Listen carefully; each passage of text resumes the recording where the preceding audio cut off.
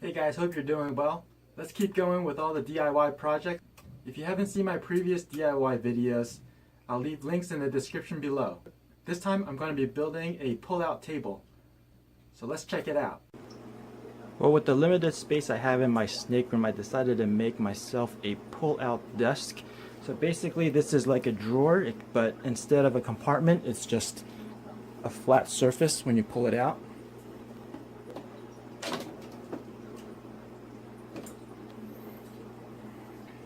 And then we can just close it back in.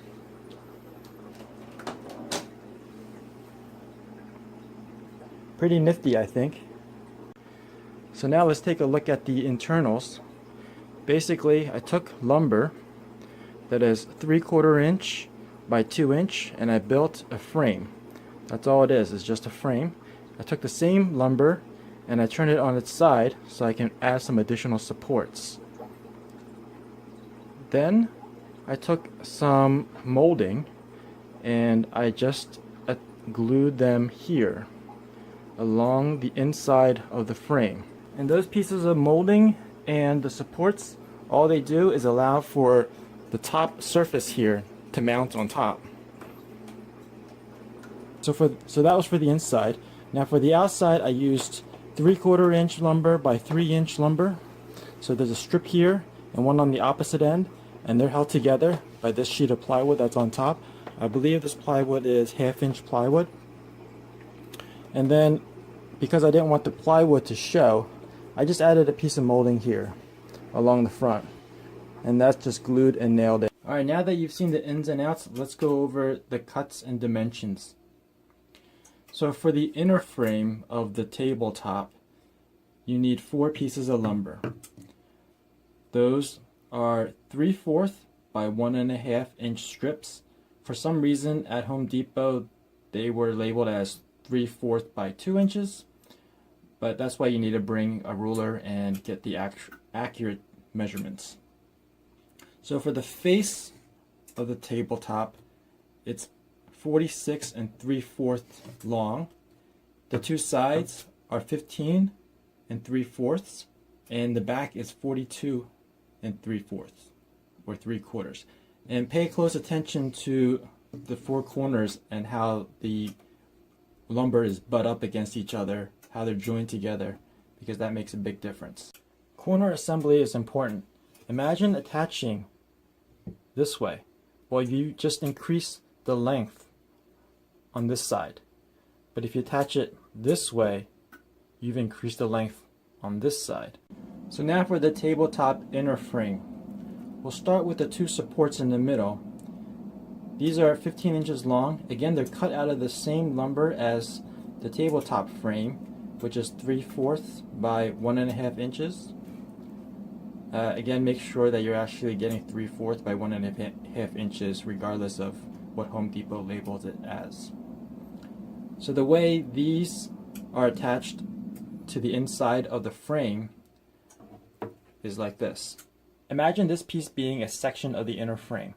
When you attach the 2 inner supports, because the inner support is the same dimension as the inner frame pieces, you can't attach it this way. You have to orient it in this direction, being sure to leave a little bit of a gap up top so that when you add in your surface, it will sit flush with the surface of the frame.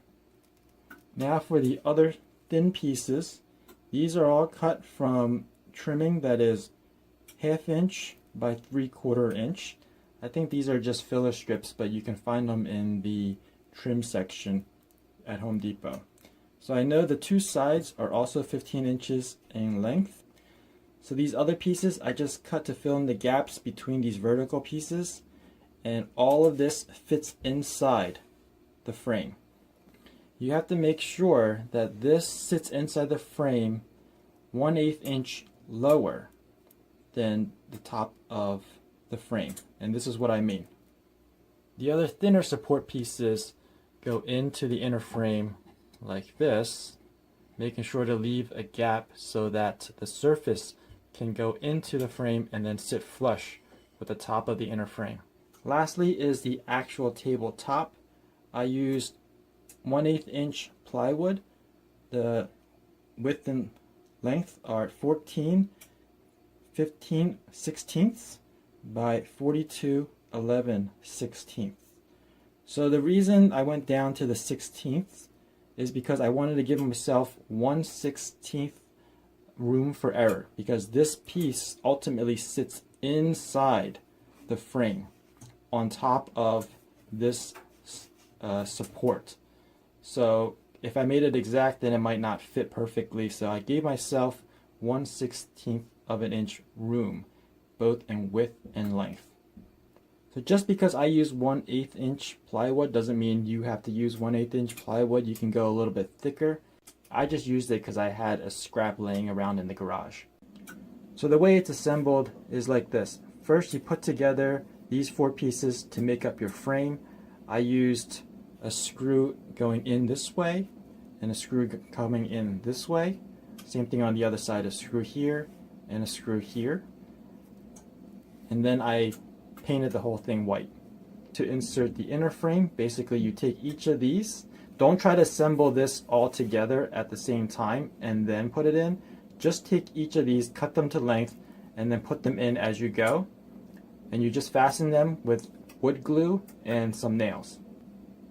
Lastly, this piece of plywood goes into the frame sitting on the inner frame. Then you can set the entire thing aside and work on the outer housing.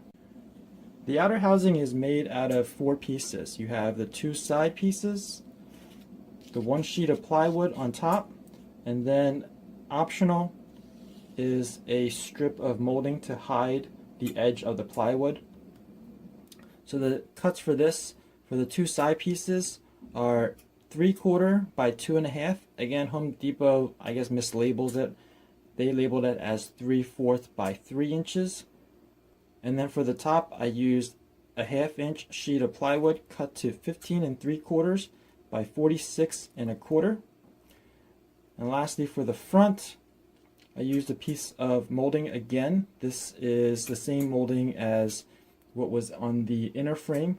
It is 1/2 by 3/4 inch, and this is cut to 46 3/4 length. For you math whiz out there, you're probably wondering how a 46 1/4 length sheet of plywood can fit inside this area here when the total width is 46 3/4, and then allowing 3/4 for the lumber depth and 3/4 for the lumber depth here. Well, that's because if you follow this red line, following the red line, I'm showing the outer housing at a slightly different angle. The 2 sides that you see up here are represented by these 2, and the top surface is represented by this piece here. As you can see, there's a little dado cut into the side panels. That's to allow the top piece to rest on the side panels rather than rely solely on fasteners to keep it in place.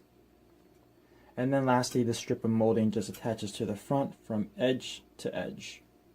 All the pieces are attached with nails and wood glue. So let's follow the blue line. I've blown up this corner so you can see it a little bit better. Basically, this is the top plywood piece, and this is the side panel, and you can see the little dado cut in here. The dado is cut with 1/2 inch by 1/2 inch, so I'm just removing 1/2 inch by 1/2 inch chunk out of the side panels. Let me just show you what that means. Now imagine this piece of lumber being the side right here. So what you have to do is you take your lumber and you have to measure 1/2 inch this way and 1/2 inch this way, forming a square. You'll have to use a tool to chew out this section, and it goes all the way the entire length of the side of the piece of lumber. Same thing on the other side. So you'll basically get a 1/2 inch by 1/2 inch strip chewed off of this piece of lumber. So you have to do that on both sides. When you do it on this side, this piece will be for here, and then you do it for another piece, and you turn it, and this will now be that section. So that cut might be a little daunting to some of you, but there's actually a few ways to cut it out. The first one being, if you have a router, you use your bit, set your bit depth, and just pass the router bit this way a few times until you've chewed out this entire piece. The other way to do it, if you're using a handsaw or a circular saw, you just take your saw, in this case a handsaw, and pass it back and forth in this direction. And you keep doing that until you get down to this corner.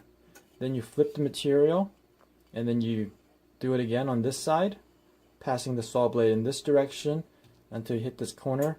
Then this whole piece can come out. You might have to clean up with a chisel afterwards, but that'll get the job done. If you have a circular saw, you set the depth of your blade to 1/2 inch.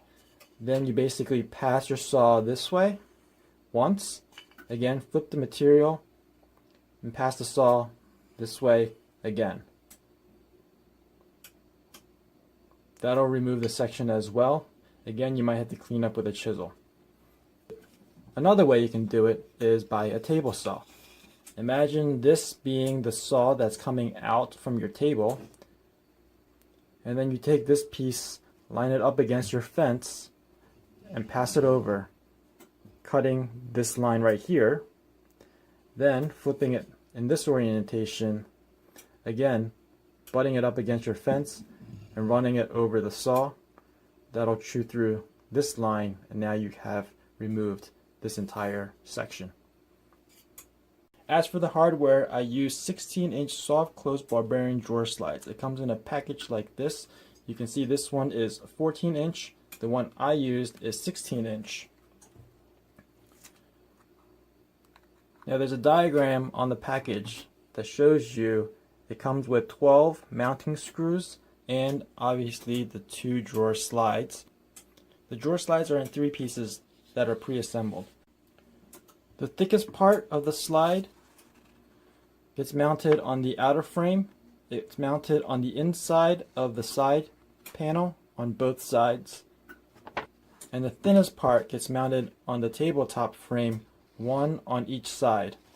So here it is, the final product. I'm really glad I did this build. I've already started putting this table to good use. And man, it really helps to make cleaning easier and more comfortable. And that's important because it means you're more likely to do those. And keeping my animals healthy is my #1 objective. This table has been one of the most interesting and fun builds, and using it every day is going to be a constant reminder.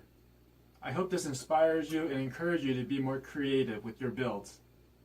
If you enjoyed this video, please give it a like. To be notified of future videos, hit that subscribe button, ring that notification bell, and I'll see you next time.